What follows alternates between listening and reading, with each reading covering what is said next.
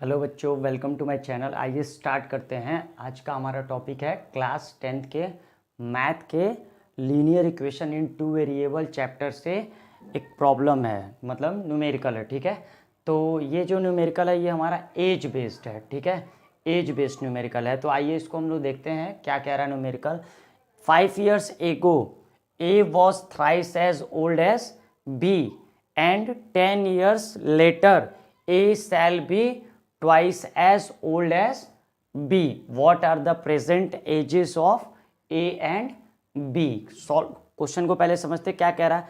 5 years ago, ठीक है, मतलब एगो मतलब पहले, 5 साल पहले A was thrice as old as B। ठीक है, मतलब A जो था, A कोई पर्सन होगा।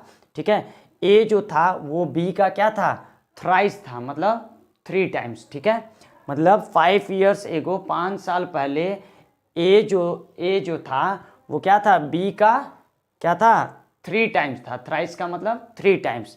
And 10 years later, 10 years later मतलब 10 साल बाद, ठीक, A shall be twice as old as B, मतलब A जो है वो क्या होगा, B का ट्वाइस, ट्वाइस मतलब डबल हो जाएगा। ठीक है, A shall be twice as old as B, मतलब कि 5 साल पहले A जो है वो क्या था, A जो है वो क्या था, B का थ्राइस था, मतलब 3 times था।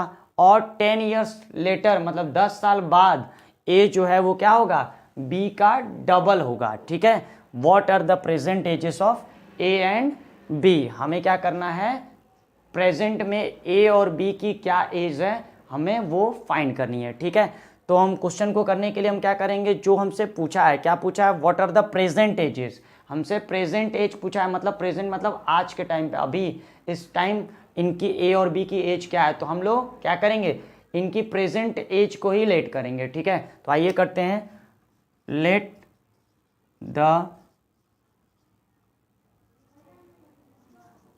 Present age of A is equal to X years. ठीक, दूसरा, लेट द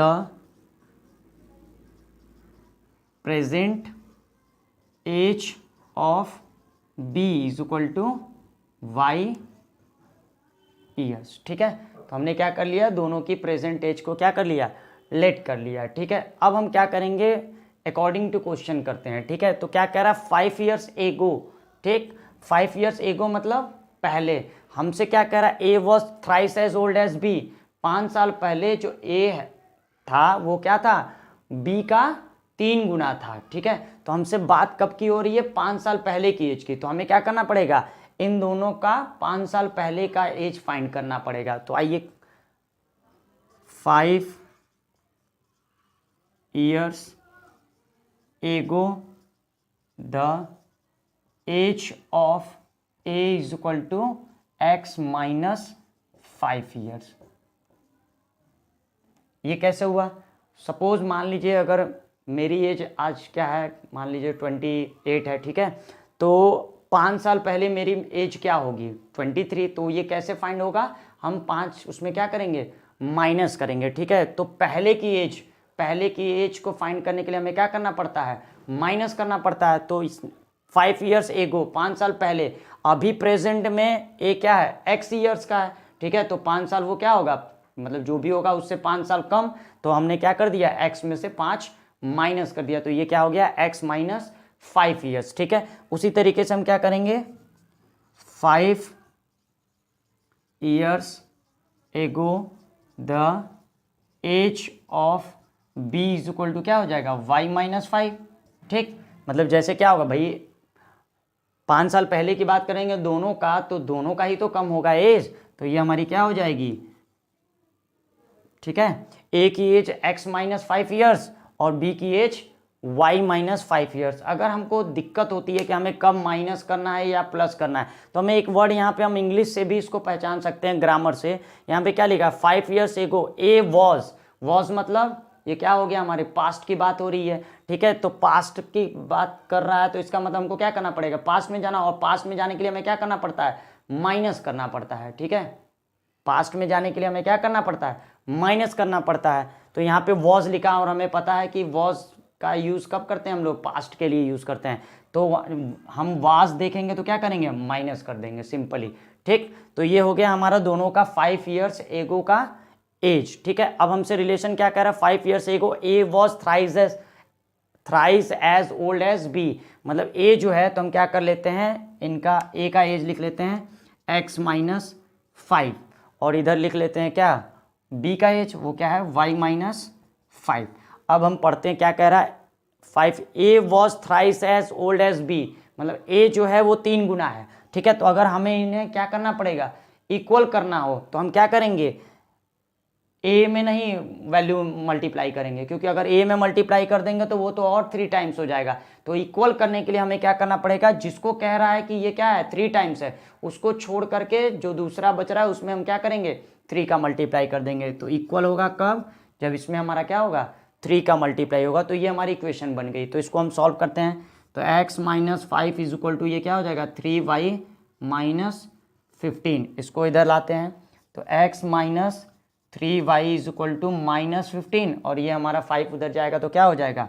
प्लस में 5। तो ये क्या हो जाएगा? x minus 3y is equal to minus 10। ये क्या हो गया? हमारा फर्स्ट इक्वेशन बन गया। ठीक है, तो इसी तरीके से अब हमारे क्या हो गया? फर्स्ट स्टेटमेंट से ही यहाँ तक जो दिया हुआ है उससे हमारी ये इक्वेशन बन गई। अब आगे हम लोग पढ़ते हैं क्या लिखा है? And 10 years later, 10 years later, 10 मतलब 10 years लेटर मतलब बाद, मतलब 10 साल बाद। ठीक है, तो अभी तक जो हमारा स्टेटमेंट जो था वो क्या था? 5 years एगो का था। अब क्या कह रहा है? 10 years लेटर। तो हमें क्या करना पड़ेगा? दोनों का फिर 10 years लेटर का एज फाइंड करना पड़ेगा। तो हम फाइंड कर लेते हैं 10 years later the age of A is equal to क्या हो जाएगा? x plus 10।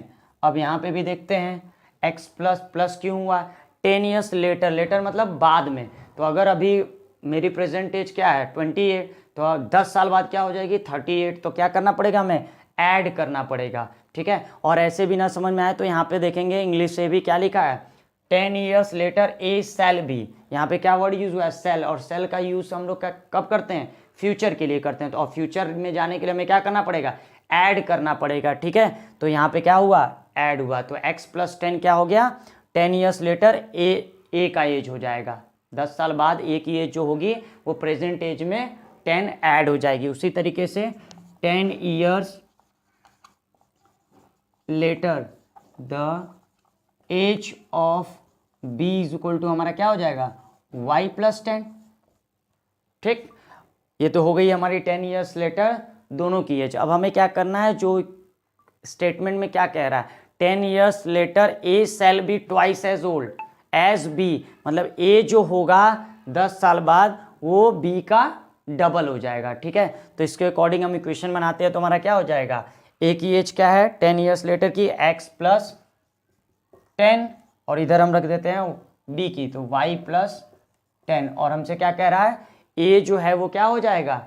डबल हो जाएगा। तो हमें इक्वल करने के लिए क्या करना है? इक्वल तभी होगा जब यहाँ पे 2 का मल्टीप्लाई होगा। ठीक है, तो क्योंकि ये वैल्यू क्या है ना, ये पहले से ही बोल रहा है कि ये जो है a का एज जो है वो डबल है। किससे? b से। तो अगर हम a में ही डबल 2 का मल्टीप्लाई कर देंगे तब तो ये क्या हो जाएगा? 4 टाइम्स हो जाएगा। तो हमें इक्वल करने के लिए क्या करना पड़ेगा? जो कम है उसमें मल्टीप्लाई करना होगा। ठीक है, तो ये हमारा क्या हो गया? 2y plus 10। ठीक, तो x plus 10 is equal to multiply करेंगे तो क्या हो जाएगा? 2y प्लस 2 का 10 में 20। तो x 2y इधर आएगा minus 2y is equal to 20, और ये 10 उधर जाएगा तो क्या हो जाएगा? माइनस 10। ठीक, तो x minus 2y is equal to क्या हो जाएगा हमारा?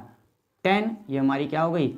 सेकेंड इक्वेशन बन गई। ठीक है, अब हमें क्या करना है? इन दोनों इक्वेशंस को सॉल्व कर देना है। तो ये हमारी फर्स्ट इक्वेशन क्या थी? x minus 3y, x minus 3y is equal to minus 10, और यहाँ पे क्या है? x minus 2y is equal to हमारा क्या है? 10। इन दोनों इक्वेशन को सॉल्व करते हैं। सॉल्व करेंगे तो क्या होगा? ये दोनों वैल्यू सेम है, तो सेम है तो हम क्या करेंगे? अगर इनको सब्ट्रैक्ट करते हैं तो ये कैंसिल आउट हो जाएंगे। तो सब्ट्रैक्ट कर देते हैं। सब्ट्रैक्ट करेंगे तो क्या होगा? नीचे वाले का साइन चेंज हो जाएगा। तो ये माइनस, ये प्लस, और ये भी क्या हो जाएगा? माइनस। तो ये कैंसिल हो जाएगा, plus x minus x cancel. और इन दोनों को देखेंगे तो क्या होगा? ये वैल्यू बड़ी है, -3y बड़ी है किससे?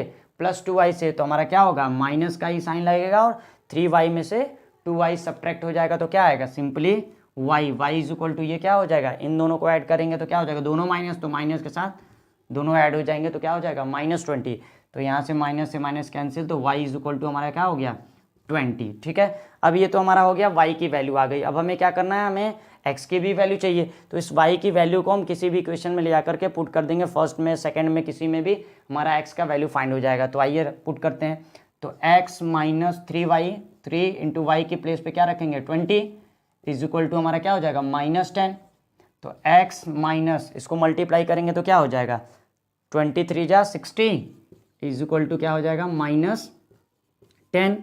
x इज इक्वल टू ये -60 उधर जाएगा तो क्या हो जाएगा, +60। तो -10 + 60, तो x इज इक्वल टू हमारा क्या आ जाएगा, इन दोनों में 60 बड़ा है तो इसका बड़े वाले का ही साइन लगेगा। तो 60 में से 10 माइनस करेंगे तो क्या आ जाएगा हमारा 50। ठीक है, तो ये हमारी क्या आ गई, x की वैल्यू आई। x और y की वैल्यू हमारी आ चुकी है और हमने x और y को क्या माना था, the present age of a is equal to x year और present age of b is equal to y years. तो a की प्रेजेंट एज क्या हो जाएगी, present age of a is equal to हमारा क्या हो जाएगा, 50 ईयर्स, 50 ईयर्स। और प्रेजेंट एज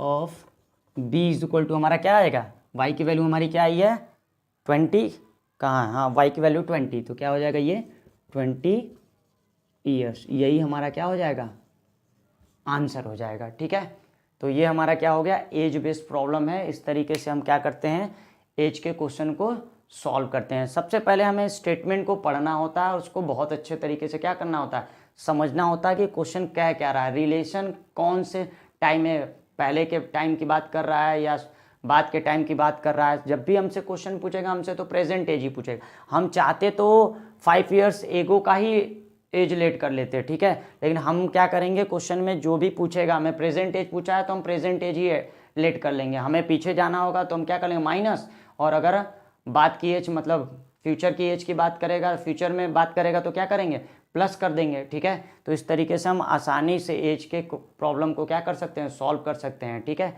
तो इसको अच्छे से आप प्रैक्टिस कर लीजिएगा। Thank you.